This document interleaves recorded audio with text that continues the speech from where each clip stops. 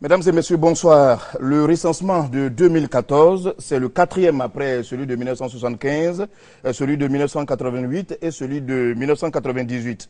L'opération qui s'achève et qui s'est déroulée entre mi-avril et mi-juin 2014 a permis de collecter des informations utiles et pertinentes pour une meilleure gestion de la Côte d'Ivoire. Nous recevons ce soir le ministre Albert Mabry Twakes, ministre d'État, ministre de la Planification et du Développement. On va s'intéresser ce soir aux enjeux et aux stratégies dans la planification du développement de la Côte d'Ivoire par le recensement général de la population et de l'habitat. Bonsoir, monsieur le ministre. Bonsoir. Avant même les échanges avec vous, je voudrais vous inviter à suivre cet élément commenté, cet élément filmé, qui nous rappelle tout le parcours à la suite duquel nous sommes là aujourd'hui. Kwasi Mamadou nous rappelle que du 15 avril au 14 juin 2014, la Côte d'Ivoire a réalisé son 4e recensement général de la population et de l'habitat. Plus de 6 mois après, nous attendions encore les résultats. C'est le 17 mars 2014 que le président de la République, Alassane Ouattara, et son épouse, Dominique Ouattara, se sont fait recenser par une équipe du 4e RGPH, recensement général de la population et de l'habitat.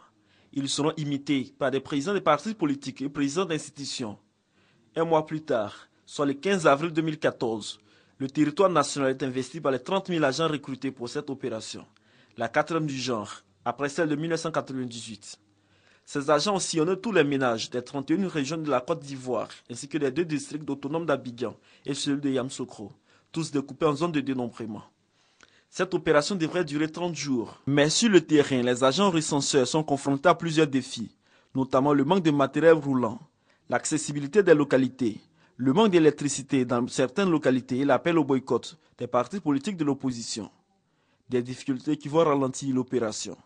Alors, le gouvernement multiplie les campagnes de sensibilisation et d'information avec l'implication du corps préfectoral et annonce par ailleurs la prorogation du RGPH pour une durée de 30 jours afin de couvrir tout le territoire national. Pendant ce temps, le ministre d'État, ministre du Plan de Développement, par ailleurs président du Comité national de supervision du 4e recensement général de la population et de l'habitat, continue ses missions de sensibilisation et de supervision. Il visite plusieurs ménages des différentes régions de la Côte d'Ivoire, notamment à Ferké, Séguéla, Touba, Man, Bouna et San Pedro. Cette initiative sera soutenue par tout le gouvernement, les guides religieux et les chefs coutumiers. Bon, c'est un recensement, ça concerne la population. C'est un devoir pour l'État de recenser ses habitants, connaître le nombre de populations. Donc, je pense qu'il n'y a pas lieu de les refouler. À Ibrokro, par exemple, les gens qui sont ici, si on veut demander quelque chose à l'État, qu'on ne connaît pas le nom, on ne pourra pas nous satisfaire. Il faudrait qu'on se recense au moins là, on sait combien de personnes qu'il y a à Ibrokro. Moi, chef central d'Akabre-Kouapi, chef des chefs de tout le département, voilà mon récépissé de ce que pour le recensement. Vous pouvez le lire. C'est pour vous dire que nous sommes à vos côtés et ne soyez pas inquiets. Petit à petit, proportionnellement, nous allons arriver à une vitesse de croisière et puis tout sera bouclé. Je dis le recensement n'est pas politique. C'est pour connaître, bon, par exemple, dans un village, il y a tel nombre des hommes. S'il n'y a pas assez de hommes là-bas, comment le courant peut aller là-bas? Comment on peut envoyer l'eau là-bas? Tout ce que les chefs ont besoin, comment ça peut aller là-bas?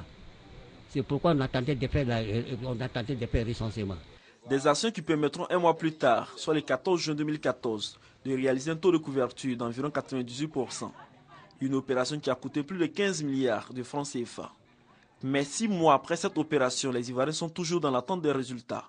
Combien sommes-nous en Côte d'Ivoire? Le nombre de femmes, de jeunes, d'hommes, de célibataires, de travailleurs. Autant de questions que les Ivoiriens continuent de se poser jusqu'à ce jour. Monsieur le ministre, combien sommes-nous en Côte d'Ivoire? En tout cas, c'est la question essentielle, mais c'est plus que cela. Et lorsque vous regardez aujourd'hui dans les rétroviseurs, avec ces images, ces commentaires, quels commentaires vous faites vous-même? Je voudrais dire que pour engager le 4e recensement général de la population et de l'habitat, il nous fallait essentiellement 3 choses. La première chose, c'était un leadership. Ce leadership, c'est le chef de l'État, le président Alassane Ouattara, qui l'a pris. Et vous avez vu les images tout à l'heure avec son implication personnelle. Non seulement par le recensement, mais par les actes qu'il a posés tous les jours. Et donc le gouvernement à sa suite, le corps préfectoral, les élus l'ont suivi et tous les responsables de l'administration. La deuxième chose, il fallait avoir la capacité technique.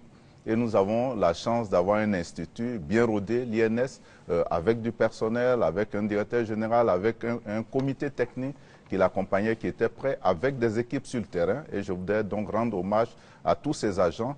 Et puis la troisième chose, enfin, c'était la mobilisation, l'adhésion des populations.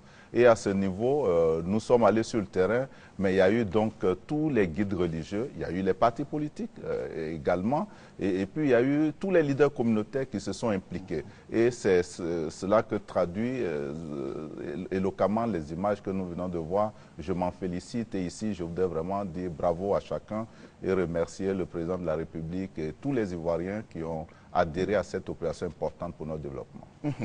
On sait maintenant combien nous sommes, on garde le suspense jusqu'à ce que vous l'annonciez vous-même, mais de façon succincte, est-ce que vous pouvez nous dire l'intérêt de cette opération-là, parce que ce n'est pas toujours compris. Ben, écoutez, vous avez vu tout à l'heure le vieux Naounou. Avant lui, il y a eu 7 dames. On pourrait plus se contenter de ce que les deux ont dit, parce qu'en réalité, nous avons besoin des chiffres pour tous les actes que l'État, ses démembrements, les communautés, les partenaires, le secteur privé posent en termes de développement, en termes de gestion. Donc le recensement nous donne l'état donc de la population, le nombre des habitants, leurs conditions de vie. C'est pour ça qu'on parle de population et habitat. Et les caractéristiques qui ressortent nous permettent donc de planifier le développement non seulement au niveau de l'État, mais également au niveau de toutes les collectivités territoriales. Les investisseurs ont besoin de ces chiffres. Je crois qu'il était important que nous puissions mettre à jour ces chiffres, puisque ce que nous avions était dépassé depuis déjà plusieurs années.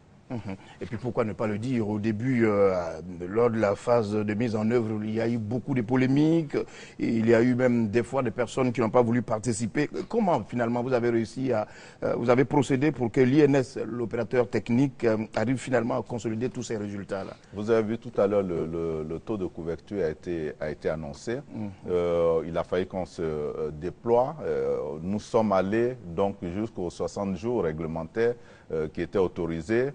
C'est une opération qui a demandé des grands moyens, ça a demandé le sacrifice des agents qui, lorsque les motos ou les véhicules n'étaient pas disponibles ou ne pouvaient pas passer certaines routes, ils sont allés à pied, les chefs de village qui ont accueilli, d'autres qui ont accompagné d'un village à l'autre. Donc c'est cette forte mobilisation qui nous a permis progressivement de parvenir. Je voudrais vous dire qu'à l'exception de quelques circonscriptions, l'ensemble en tout cas des ZD ont été couverts. Je peux aujourd'hui m'en réjouir. Des données fiables aujourd'hui, vous confirmez?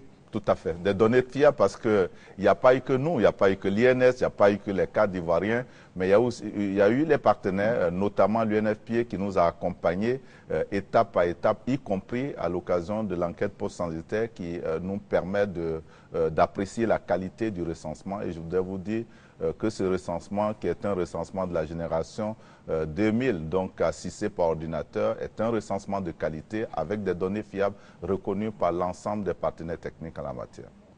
Et en principe, selon les informations que nous avons, c'est tous les 10 ans qu'on procède à ce type de recensement. Ça devrait être 2008. Tout à fait, ça devait être 2008. Ça a pu être en 2008, donc nous avons réalisé 6 ans plus tard. Et sur cette période, nous n'avons passé le temps qu'à extrapoler à partir donc, du taux moyen d'accroissement de la population que nous avons enregistré à l'occasion du dernier recensement. Mais est-ce qu'aujourd'hui on peut faire une comparaison, l'opération, celle qui vient d'avoir lieu, avec les opérations précédentes? Y a-t-il quelque chose de particulier? Qu'est-ce qui doit nous épater?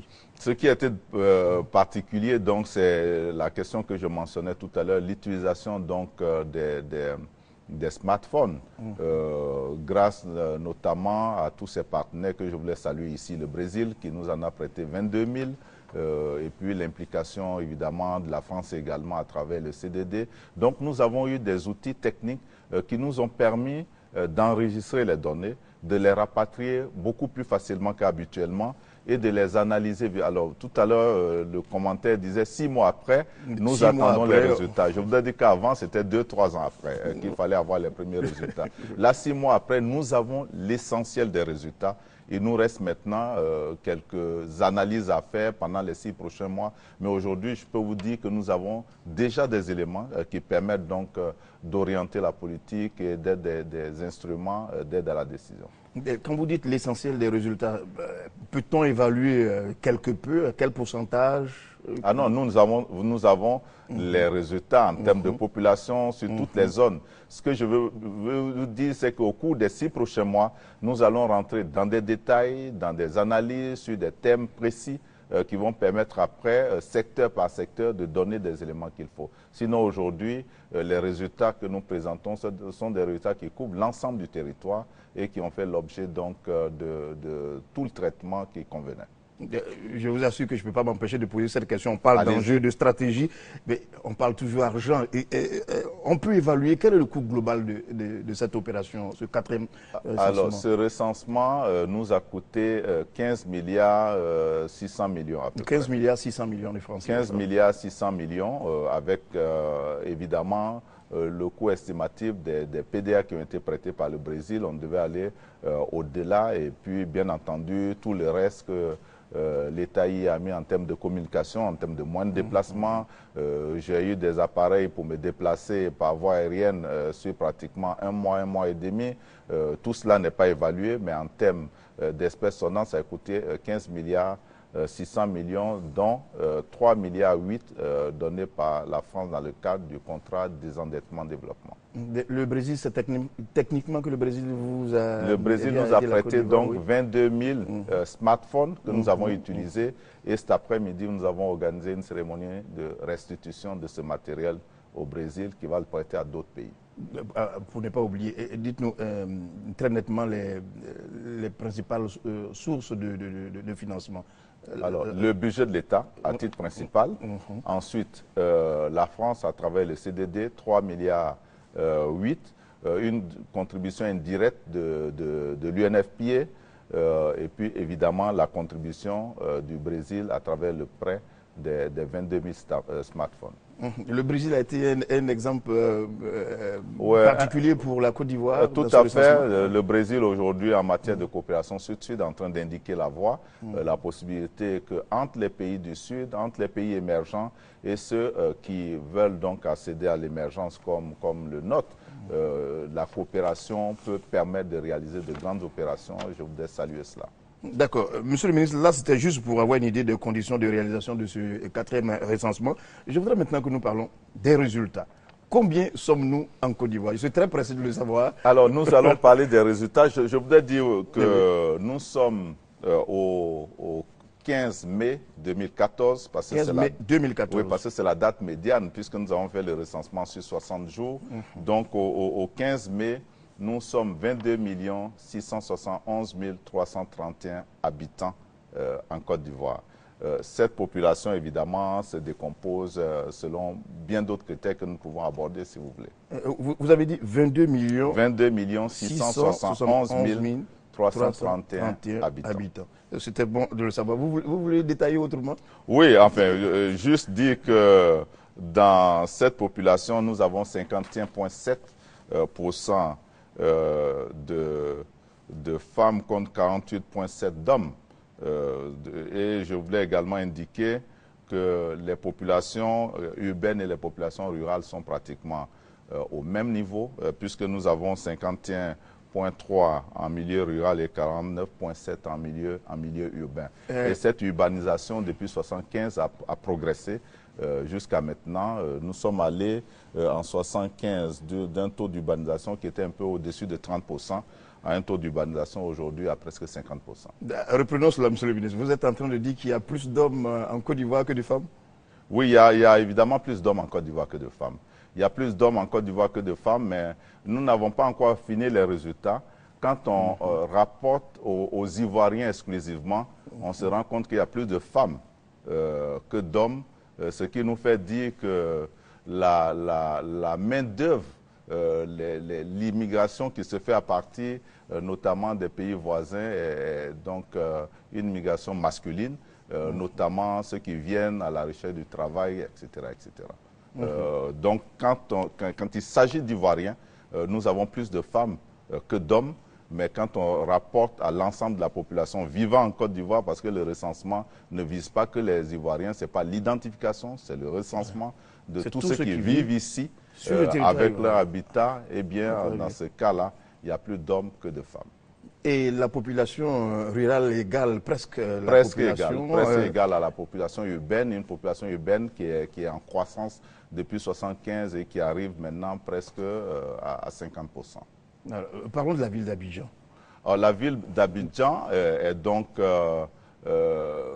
représente la grande partie de cette population urbaine, presque la moitié de la population urbaine. La ville d'Abidjan, c'est 20,8% de la population nationale. Et à l'intérieur de cette ville, Yopougon et Abobo arrivent pratiquement en tête avec chacun un peu plus d'1 million d'habitants. Nous avons 2 communes qui semblent se dépeupler, Trècheville qui a une croissance négative et le plateau pratiquement qui est également une croissance négative.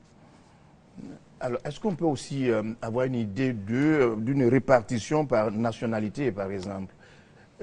Je voudrais vraiment revenir là-dessus. Évidemment, nous avons aujourd'hui 75,8% d'Ivoiriens.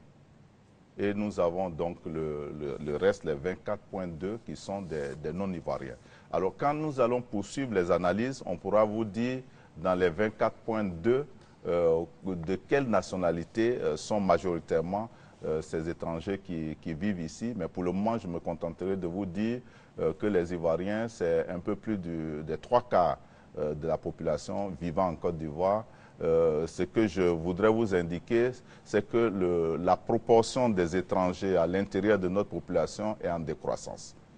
Donc nous enregistrons de moins en moins d'étrangers en termes de proportion, pas en termes de nombre, mais en termes de proportion, nous enregistrons de moins en moins d'étrangers entre le recensement de 1975 et 2014 en passant par les 2 autres.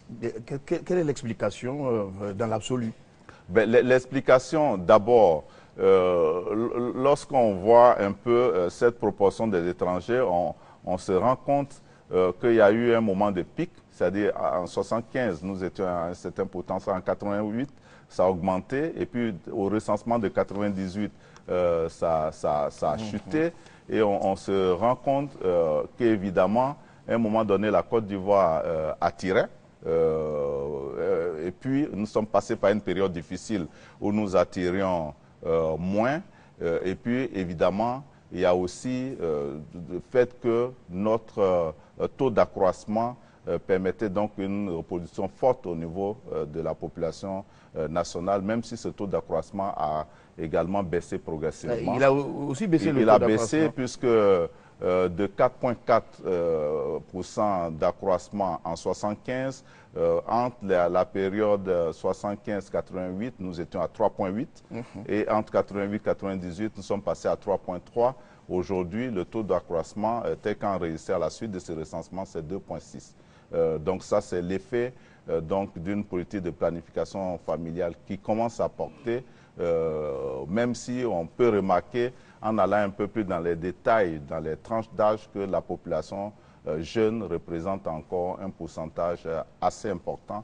Nous avons 77,7% d'Ivoiriens, du moins de personnes vivant en Côte d'Ivoire qui ont moins de 35 ans. Donc les 0 à 34 ans sont presque à 80%. Mais là, je voudrais encore quelques précisions. De 0 à 6 ans, de 18 ans à 35 ans, et troisième âge, on peut avoir des chiffres?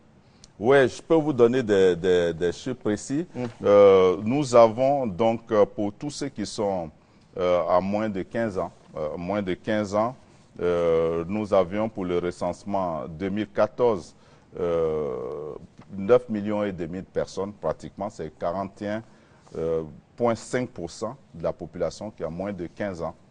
Quand on passe donc des 15 à 64 ans, on se rend compte que ce chiffre a beaucoup baissé. Nous sommes maintenant à 12 600 millions, ce qui fait que quand on prend le pourcentage de ceux qui sont dans cette tranche-là, on se rend compte qu'ils ne sont pas assez nombreux. Maintenant, les plus de 65 ans ne représentent même pas 1 million de personnes. Nous avons moins de 600 000, 572 000 personnes qui ont plus de 65 ans. Donc, notre population ne vieillit pas. Nous mourrons tôt. C'est pas une bonne nouvelle, mais c'est une réalité. Donc, il faut remarquer que notre population est jeune, extrêmement jeune. Ceux qui sont dans la tranche 15 à 34 ans représentent 36% des 77% que je vous ai mentionnés. Oui, c'est sûr que je ne laisserai pas l'occasion passer. Là, je ne dirais pas, monsieur le ministre, je dirais, docteur, alors expliquez-nous. On a une population très jeune, il y a certainement une explication du médecin. Ah oui, mais évidemment, nous avons, vous savez, quand on vous applique ce taux d'accroissement que vous voyez, l'analyse des données du RGPH vont nous donner après, notamment le nombre d'enfants, le nombre moyen par femme, ensuite par ménage, etc., etc. Ce qu'il faut constater, c'est que nous faisons beaucoup d'enfants encore dans nos pays, et puis ensuite, nous ne vivons pas longtemps. L'espérance de vie donc coûte, ce qui fait que la population jeune est nombreuse, et lorsqu'on ramène tout cela en termes de population active, population non active sur population active, on se rend compte que nous sommes encore à des chiffres qui sont largement au-dessus de ce qui se voit dans les pays développés, qui est de l'ordre de 50%. Alors, quelle sera la prochaine étape quand on arrive à ce moment-là? Alors, ce que nous avons à faire maintenant, c'est premièrement, ces données qui sont là, qui sont suffisamment détaillées, vont nous aider pour terminer un travail qui est en cours. Nous avons la revue donc du PND qui est en cours, qui va s'appuyer sur tous ces éléments. Deuxièmement, nous avons l'élaboration donc du plan national de développement qui va s'appuyer également sur ces données, puisque c'est un travail qui a commencé, qui va s'achever fin premier trimestre, deuxième trimestre 2015. Et puis, évidemment, nous avons 18 thématiques qui sont donc des thématiques sectorielles, économiques, sociales, culturelles, qui vont faire l'objet d'analyse par les équipes donc, de l'INS, et qui, au fur et à mesure, nous donnons des éléments qui vont permettre de mieux planifier le développement, de prendre des décisions et d'alimenter donc notre base de données. Donc, ça, c'est les étapes futures. Et puis, évidemment, vous savez que nous visons l'émergence, mais il y a au-delà de l'émergence, nous sommes en train d'achever l'étude nationale prospective Côte d'Ivoire 2040 et les projections indiquent clairement qu'en 2040, si le taux d'accroissement se maintient à 2,6, ce que je ne crois pas, parce que nous pensons que la poursuite de la politique de planification familiale va faire que ce taux d'accroissement va poursuivre donc sa chute. Mais si ce taux était maintenu à ce niveau, nous nous retrouverons donc en 2040 avec 44 millions de personnes vivant en Côte d'Ivoire. Et pour les 44 millions, il faut avoir une vision prospective, il faut donc élaborer des schémas, il faut prendre des décisions qui demain vont porter, mais dans l'immédiat, vous verrez que ces chiffres que j'ai donnés, notamment la proportion des jeunes, nous invitent à prendre un certain nombre de mesures. C'est pour ça d'ailleurs qu'il y a quelques jours, nous avons eu les consultations nationales sur le dividende démographique qui mettront en place des politiques appropriées, non seulement pour la gestion de la question démographique, mais aussi les secteurs sur lesquels il faut investir, l'éducation, la santé et bien d'autres questions sensibles. Ces premiers chiffres vous disent exactement sur quel secteur vous devez mettre l'accent déjà? Ces premiers chiffres ne nous permettent pas de le dire, mais, sauf à savoir que là, nous avons des enfants qui doivent aller à l'école. Nous devons donc déjà programmer le nombre de classes facilement sur cette base-là. Deuxièmement, il y a des gens à soigner. On parle de la couverture maladie universelle. Il faut savoir exactement ce que ça représente. Lorsqu'on a aujourd'hui le taux de dépendance. À partir du taux de dépendance, on peut avoir une idée déjà des efforts à faire. Et puis ensuite, nous avons constaté qu'il y a donc un taux de masculinité de 107%, mais qui se distribue différemment selon les régions que nous pouvons implémenter. Donc, sur cette base-là, il y a un certain nombre de politiques, notamment dans le secteur de l'éducation, de la santé. Mais pour être beaucoup plus précis, il faut épuiser donc l'analyse selon les 18 thématiques. Et c'est à partir de là que nous pourrons maintenant... thématiques. Il y a 18 thématiques qui vont faire l'objet au cours des 6 prochains mois de traitement et d'analyse approfondie au niveau de l'INS et de nos équipes. Et là, on a déjà envie d'avoir la première information en les abordant quelque peu. Oui, mais je ne peux pas aujourd'hui vous dire ce que ça va donner. Voilà, c'est un travail qui ne fait que démarrer. Je pense que lorsque nous reverrons d'ici un mois, 2 ou un trimestre, on pourra avoir quelques éléments et en ce moment, on pourra concentrer le débat sur des thématiques précises. C'est sûr que dans 2 mois, on vous rappellera. Le taux d'accroissement, lorsque vous regardez 2,6, on a, avant cela, avant l'annonce d'aujourd'hui, on a toujours travaillé sur 3,3. Est-ce que cela veut dire aujourd'hui qu'on a des résultats ou des décisions qui ont été prises qui peuvent être remises en cause? C'est possible, c'est possible. Ce que je veux vous dire, c'est que je vous disais que les chiffres étaient dépassés. En général, on applique donc ces taux d'accroissement dans la période intercensitaire, c'est-à-dire sur la période de 10 ans qui sépare deux recensements. Nous sommes allés à 16 ans et nous avons continué d'appliquer. Ça signifie que ce que nous avons utilisé, par exemple, pour élaborer le PND qui est en cours, c'est le taux d'accroissement que nous avions en 98, etc., avec notamment quelques retouches. Mais certainement que sur certaines matières, on a dû surévaluer. Aujourd'hui, on lance une opération de construction d'un certain nombre de classes. Évidemment, nous allons revoir toutes ces questions et la revue du PND permettra de donner des précisions et surtout d'orienter l'élaboration du PND 2016-2020. On a eu le chiffre qu'on attendait. Mais Monsieur le ministre, pour terminer, quel commentaire vous faites aujourd'hui? Quel est votre dernier mot? Mon dernier mot serait donc à nouveau de me féliciter de ce que nous en soyons arrivés là, d'exprimer toute notre gratitude au chef de l'État, au chef du gouvernement et à toute l'équipe gouvernementale, de remercier tous les leaders communautaires, tous nos partenaires qui se sont engagés à nos côtés et de dire donc aux Ivoiriens qui ont massivement adhéré à cette opération que là, ils nous ont donné les moyens de mieux travailler pour la Côte d'Ivoire en faisant donc une planification qui soit assise sur des chiffres réels, justes, sur des données pertinentes, sur un recensement de qualité.